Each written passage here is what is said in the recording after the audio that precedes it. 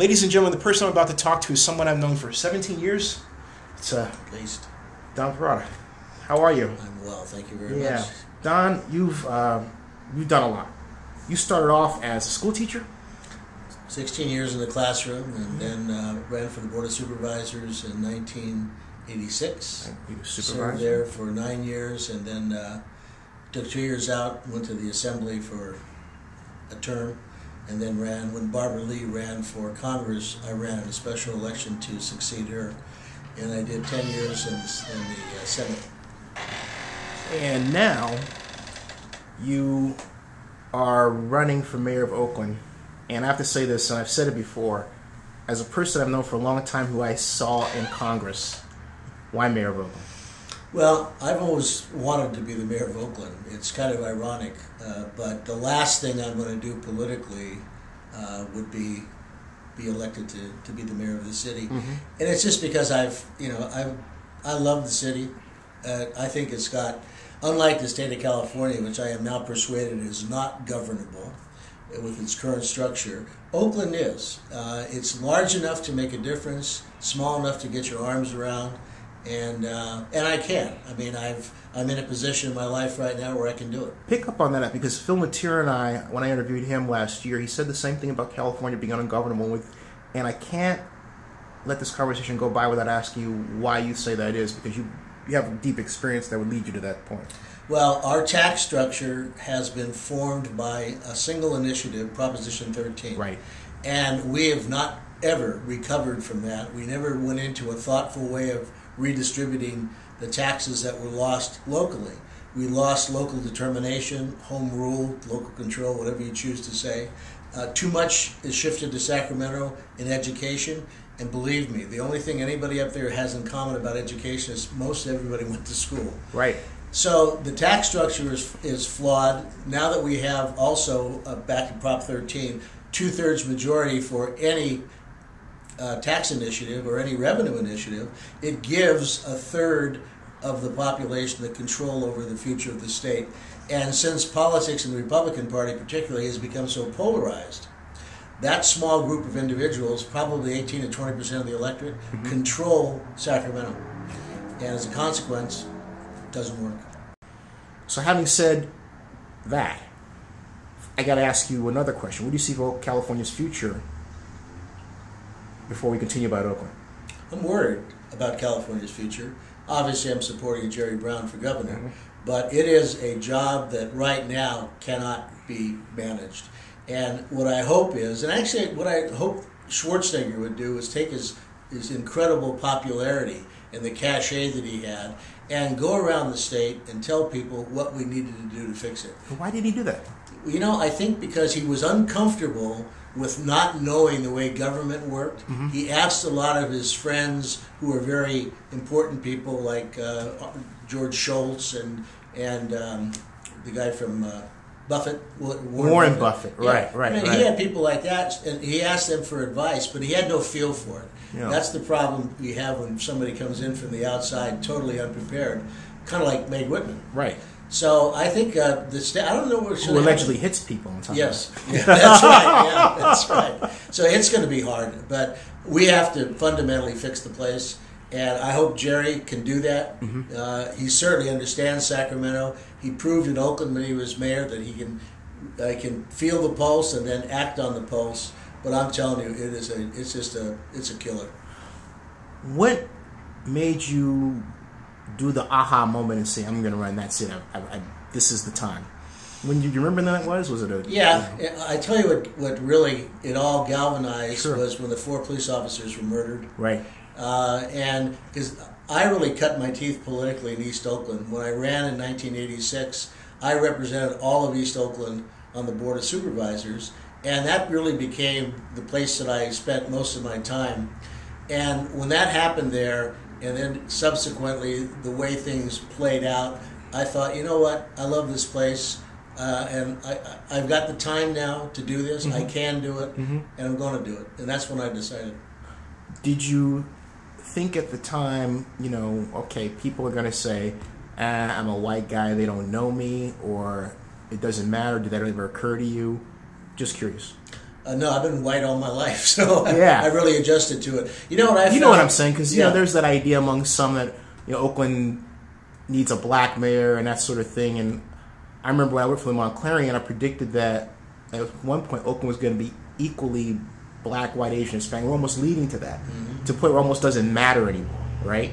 But there's still that conversation, Yeah, There's still there is. I mean, And just, there are still some people that feel that way. Yeah, The same way I guess there are people that think you're going to have a white mayor. Right. But, right. 3 out of the last 4 mayors have been African American. And I think people will speak to that themselves, whether or not they were happy or disappointed. I've found, and I've represented Oakland my entire career. Right. I've never found that anybody asked first what color I was. They wanted to get something done. What they really want, don't con me and don't push me off. I don't care if it's your job or not. I elected you. I want your help. Right. So I've never, ever, and I've told my staff that. You answer the phone, somebody's got a problem, help them solve it. Let's talk about how Oakland has changed, because we've seen a lot. And we go all the way back to when the Raiders came back here. Right. How has Oakland changed over that time, before we talk sports and everything else? Well, it's a very good question. And I think the good side of it is it's become more pluralistic. We have a lot more of an integrated community, which gives Oakland its rich cultural texture.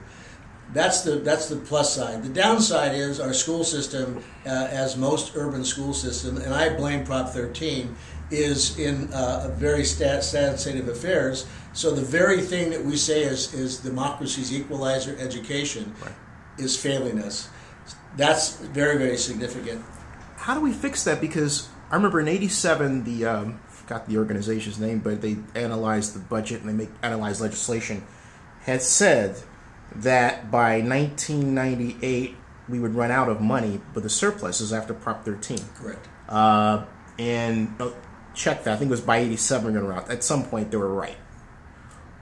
What do we do? I mean, can we change Prop 13? Do we ask for more subventions from redevelopment agencies? No, it's a good question. It's a fundamental question. I do not think there's the political will statewide to change Prop 13. What I believe is going to happen as the next move in Sacramento, they're going to do what is now called devolution. They're going to send back to the cities the responsibilities for raising their own revenues to provide probably more services than they have in the past. That will mean that local judgment will rule. And I think since you can't I got to ask a question. So that means that Oakland could do what Santa Ana did, I think, 20 years ago, which they tried to make their whole city a redevelopment area. Yeah. Wow. You want to do that? They actually they've changed the law now. You can't do that. No, but I thought it was a great idea. If we could go, Oakland's a very generous community. It was only recently when a school tax failed and the lighting and landscape district failed. Up until that point, almost everything. Yeah, we always passed the... Absolutely. Yeah, absolutely. A generous community. I think that's changing a little bit right now because people aren't comfortable they're getting their money's worth, or maybe it's because the economy's bad. The fact is, I would rather make my case to the Oakland voters than make it to Republicans in Sacramento in the legislature. That's the plain truth. Having said that, you've done a lot of town hall meetings, a lot of... conversations. Thank you. What have you seen? What have you heard? We did 8 all over Oakland, 1 in each assembly, in each Senate district, council district. Sure. The issues are the same throughout Oakland, but by degree and by perspective, they're different. And I think one of the things that the mayor has to do is to be able to communicate to people in Hiller Highlands why what's going on 85th and International Boulevard is so important and it must be a priority. We are balkanized right now, and I think... Well said. And we've got the mayor's job is to make that happen. Economic development is not a neighborhood issue. It's not a councilmanic. It's an Oakland issue. We got to live or die by how we view our community. And right now, there is a great dividing line in this community, in Oakland. Historically, we know what happened when the Nimitz went in. Right. I'm old enough to call it the Nimitz. Right. Then 580, and then Highway 24. How do we do that? Because, for example, I went to a place I really like, and this has never happened to me before in Oakland's history. Someone wrote happy N-word day for Martin Luther King Day. Oh, Jesus. And I thought, this was in Oakland. I wrote about it. Phil, Tagami picked up. He was my friend for like 20 years. We thought, what's going on? Mm-hmm. How do we? What is that an anomaly? Is that what's going on? Please God, it is. Yeah. I mean, I've never. That shocks me. I've never seen anything like that. I'll tell you the way I think a mayor should manage this. When we have a takeover robbery as we did in Piedmont Avenue for a while, the mayor goes in there the next day with his entire staff, brings a whole bunch of people to show that Oakland is a safe community. When there's a shootout and children are being shot at each other at a church, you go out there. When those 4 officers are murdered, you go out there. Right. You go where things are happening so people know the mayor cares. Woody Allen said 90% of life is showing up. Right. And he's pretty much been right. I told Gray Davis that one day during the what did he say? Well, it was right. It was during the height of the energy crisis, before we knew Enron was stealing from us, and he was very hard to get a hold of. And I said, just get out there. Yeah. Get out there. Nobody's going to blame you, but if you're hiding, they will. Yeah, nature pours a vacuum. Absolutely. I always say. That's right. So what a mayor's got to do is so much lead by example. This is a city, in my judgment, in dire need of leadership. And I'm not running against the incumbent. I'm running against City Hall and the stagnation that's there. I don't expect council people to lead, but I also don't expect them to be part of a problem. And right now, and the police stalemate is a perfect example of that. Interesting. John Russo said that because of the leadership vacuum, he said this in an interview that we did, the council itself has taken on the role of leader, and the implication was almost like it's herding cats. Yeah. And he mentioned your recognition of the problem, Jean Quan's recognition of the problem, but specifically you. How do you fix that? How do you bring leadership back to the mayor's office? Well, first of all, you set the standard of the pace out of the mayor's office. We have a strong mayor system right now, thanks to Jerry Brown. That means the mayor is held accountable. You appoint all the department heads, so there's one-stop shopping. Things are going wrong, it's the mayor's responsibility. Right. You prepare the budget. So in preparing a budget, you have to say, what are we going to be doing the next year, in 3 years, in 5 years, in 10 years? You have to have, politicians are lousy at forward planning, but that's what we have to do. And then what you can do is communicate to the council people, this is the vision or the plan for Oakland during this term of administration. And as much as you can, get them to buy into it. The other thing I would do is I'd talk to them a little bit more frequently. Jerry never really talked to the council. He talked to the president of the council, which in many ways was appropriate. But in a city our size, they get elected the same way the mayor does. Right. So I will spend time and give that respect and accommodation. But I also point out that we are not going to have 7 districts where they are sovereign and they can say, this project is not going to go in my district. Those days are over with. Picking up on leadership, as we speak, this week the council's holding budget meetings with the community. If you were there and someone asked you, how would you fix this, what would you say? Well, first of all, it's a little late in the game to be having budget hearings. And I think what they're doing right now is simply an avoidance tactic. I think they don't want to make a decision, so have a lot of meetings. So that is adding to the problem. Analysis paralysis. The problem, first of all, they should have been working on this thing for the last 10 months. Right. They got concessions, good concessions from labor, police, and fire a year ago. We knew when those were made the problem that we have today, but they never bothered to have any ongoing discussions. So then they start jamming people from the dais. And I'm getting a little tired of picking on the guy that does the work. It's very fashionable right now, public pensions and public workers, but public service it's almost means, sport in Oakland yeah, politics, it is. No, right? it really is. And you got to remember Ezra? Yeah. I'll roll your head. Remember that whole thing? Yeah. I think what you do is you explain, first of all, if you want labor to get into the frame of mind where they're going to work with you, then you have to show that you're doing everything. They're the last resort. Because remember, you're going into their rice bowl, you're going into their future. A lot of these people don't retire with big 401ks. Right. Then I would say, this is the first $15 million. I'd put it up and vote. If the city council is not going to be willing to vote on those kinds of things, they ought to be held up to the light of day. I got to ask you, because I interviewed Greg Harlan yesterday, and he said that police salaries in Oakland were too high and they needed to be cut. What's your thought on that? I think in Oakland, you have a hard time getting the quality police officer that we want. Mm-hmm. And like it or not, how you compensate people for a dangerous job. But if we want Oakland cops to live in Oakland, we're going to have to figure out how to make it compensatory. Part of it is in salary. But I want the best cops in the world in Oakland.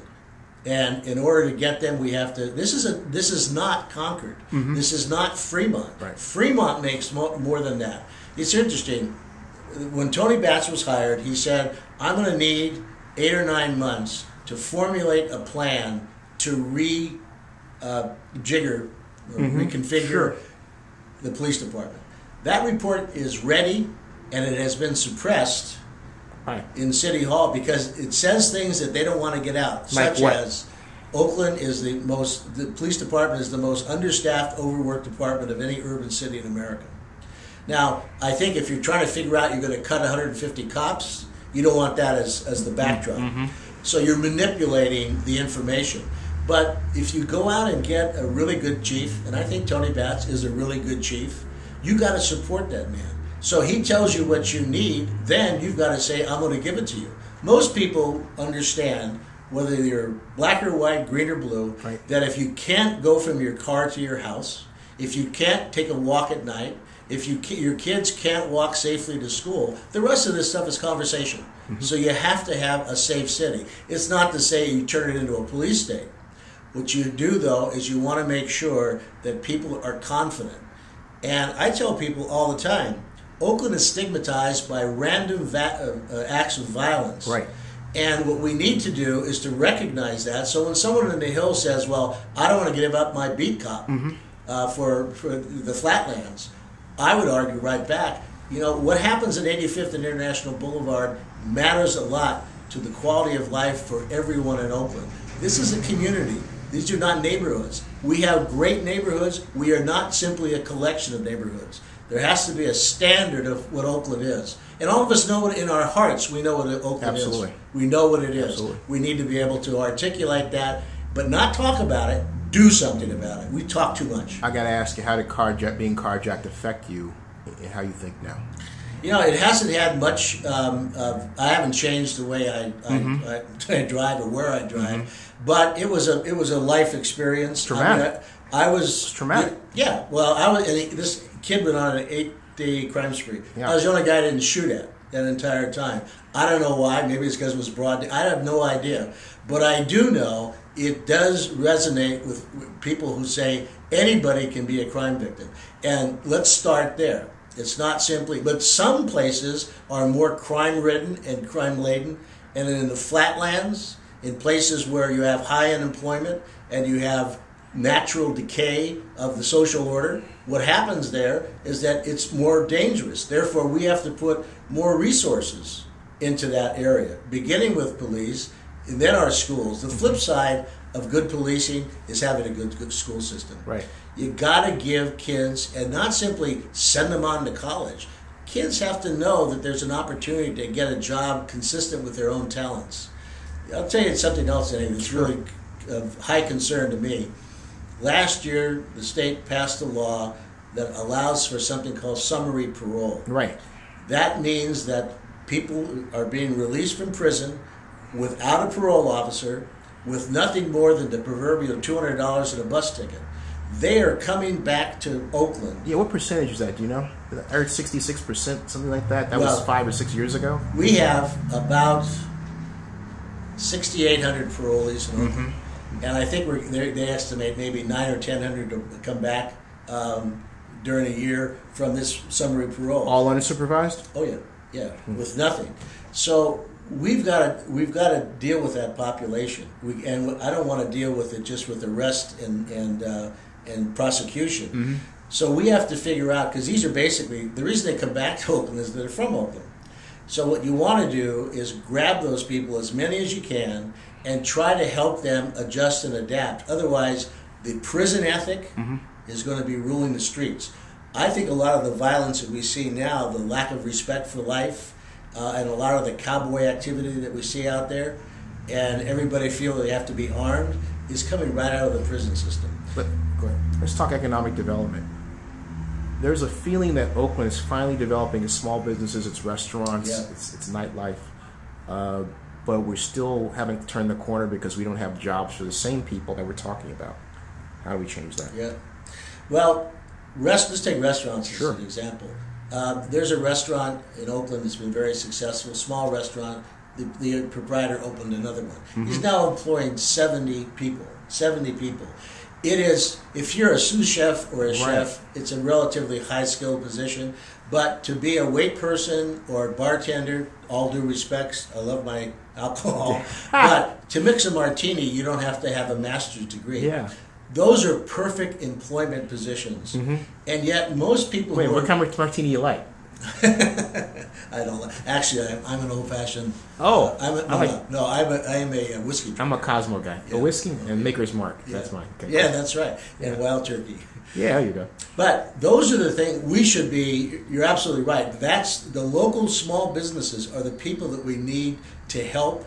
And you have to ask them. I asked one guy who's got a facility that's been in the family since 1905. And I said, if there was one thing you could do, what would it be? He said, I'd like to have a walking beat cop. Because the texture of the neighborhood has changed just a little bit. Yeah. And if somebody's there, and they once upon a time had a female cop who was fabulous. I remember short-haired girl, right? Yeah. Whatever happened with her? She was told that if she wanted to get promoted, she had to do other things. She couldn't simply be walking a beat. And everybody loved her. She was great. She was great. Yeah, I forgot her name. Yeah. Now we have Wendy, that's it. Yeah. Now I got to turn to sports because when I first met you, it was in the context of the Raiders. Then I started working for Elihu. First of all, I'm going to just ask it straight out. The Oakland A's, how do you assess their efforts to try to leave Oakland? What's your view? Well, I've been dismayed. And I don't know who's right or who's wrong, but I know when you actively start going to another city and doing press conferences and things of that nature, that's out of bounds. Ron Dellums and the city council, I believe, have been working diligently with the business community to try to put together a framework that Major League Baseball can support. Can we pull it off? I don't know. But I'll tell you this. Many Oaklanders have gone to the major leagues. This is a city with a rich tradition. Right. We should not have a team taken from us. Now, if they think the days are there where you're going to be able to build stadiums, those days are gone. No, that's why I don't think Santa Clara is ever going to get built for the 49ers. They're not going to want to pay the freight down there. But aren't you surprised the voters passed it? Frankly, I am. I was very surprised. You got to give Jed York his props. I do. He did a great job. I was very surprised that happened. I thought the shirt would fail. Yeah, I did too. He just on the economics. Right. But you don't want to do. You don't want to lose an asset like the A's. Right. Professional sports are not for everybody. They're not. They shouldn't be replacing libraries and cultural arts, but they are wampum in this country. They're barter, and we have 3 of them. I don't want to give them up. Warriors to San Francisco? Well, that's the other thing. If I were in Sacramento right now and they were talking in San Francisco like they're talking, I'd figure out some way to land on them like they, They've done that for years. They have. That goes back all the way back to John McCasey, the sports commission up there when they were tampering with the A's in '96. Yeah. I mean, it's been legion. What are you going to do to fix the Coliseum Authority? I am not a fan of the Coliseum Authority. Oh, I don't either. I think we have to get out from under that. And you say blow up the JPA? I would say we ought to be that property ought Careful to be now. privately managed. Okay. We can still own it. It ought to be privately not by managed. SMG. No. Okay. Yeah. I just I mean, the thing is the fact that who they are, and you know more than the average person. But the fact is, we should not be governing that board.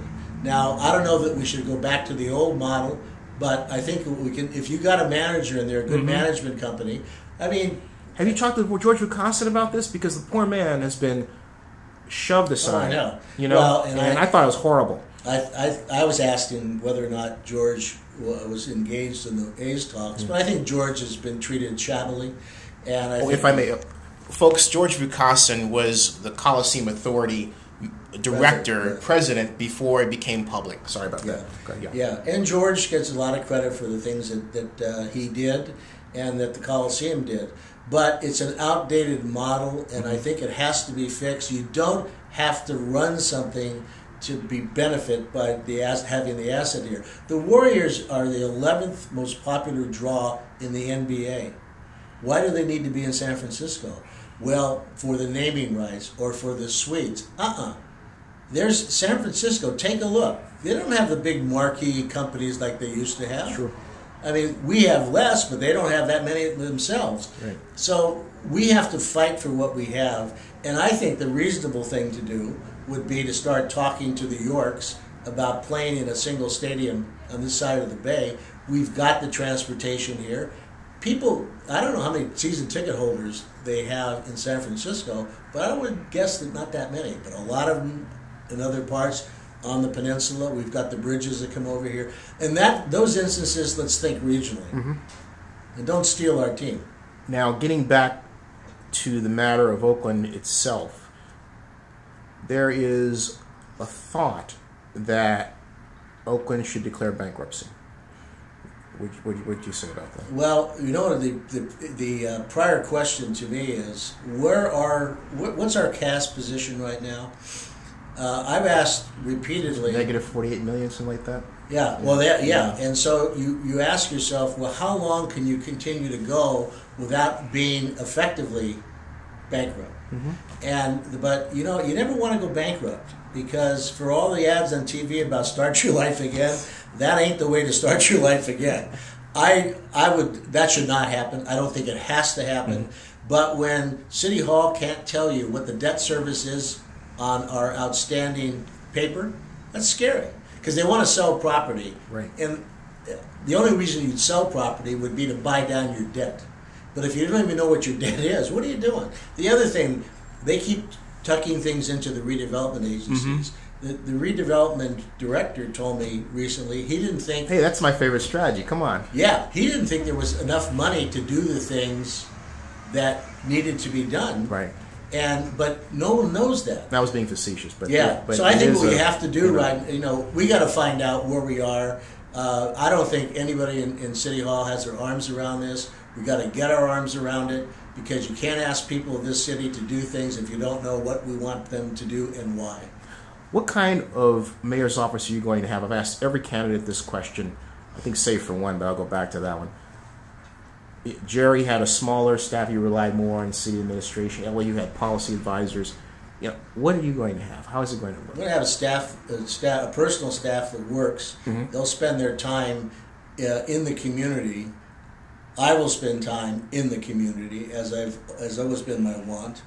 We have 13 professional department heads, and I want the best. And I think a lot of people in Oakland who work here deserve to have the support and the leadership of an aggressive mayor.